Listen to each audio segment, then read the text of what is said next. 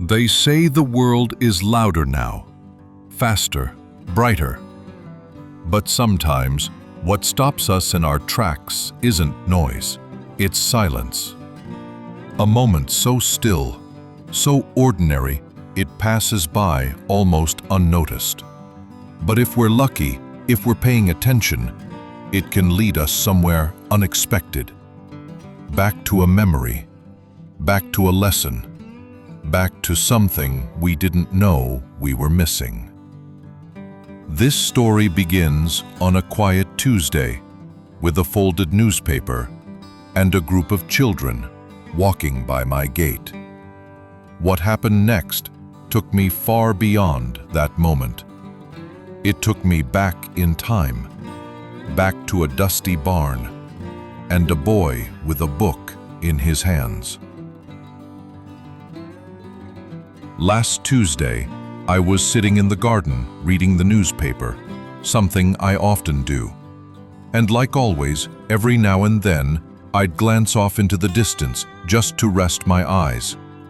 That's when I saw them, a group of school children, maybe 8 to 10 years old, walking past the front of my house. They moved silently, no laughter, no talking, no arguments. Each of them was locked in their own little world, eyes fixed on the glowing screen of a phone, completely unaware of everything around them. If I hadn't looked up, I might never have noticed them at all. And somehow, that quiet, eerie stillness brought back a memory. It was a dry, quiet afternoon in rural Indiana. I was driving along one of those narrow back roads, the kind where the fences lean with age and the mailboxes sit crooked on weathered posts. Not much had changed out there. Barns still creaked in the breeze. Fields stretched out, wide, dry, and brown. I was on my way to visit an old friend, a man who ran a family farm just outside of town.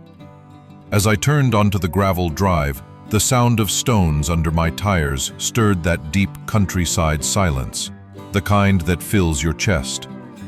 No car horns, no phones, just the wind and the sound of distance.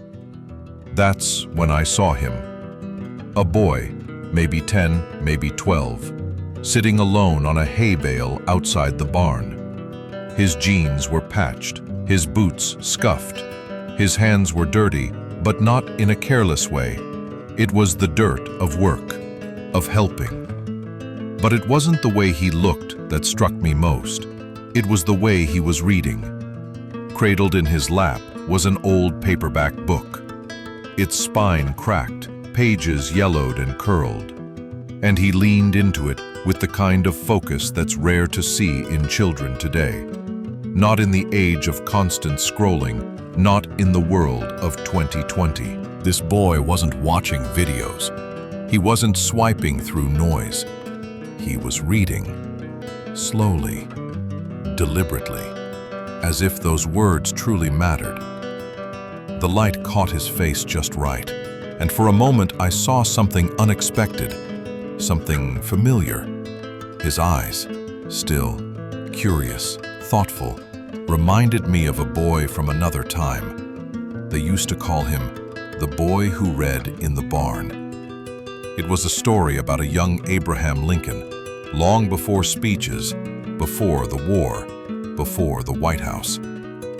Lincoln grew up in a one-room log cabin deep in the forests of Kentucky and Indiana. His family was poor, not just in money, but in comfort, in opportunity. There were no schools, no electricity, no luxuries. But there were books. Old, worn, borrowed books.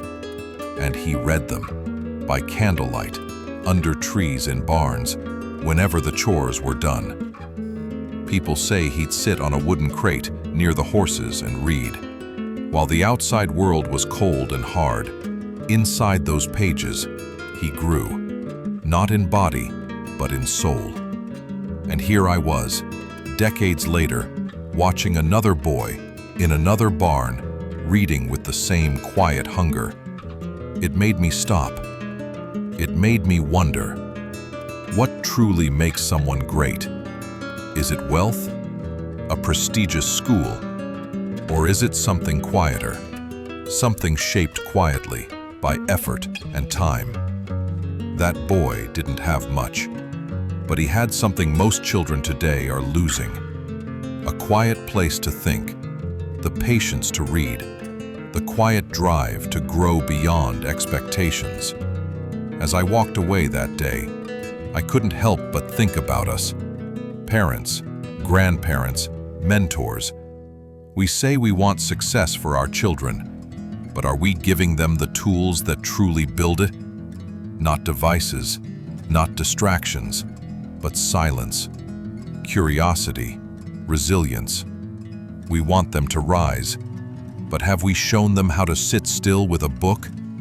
How to ask the big questions?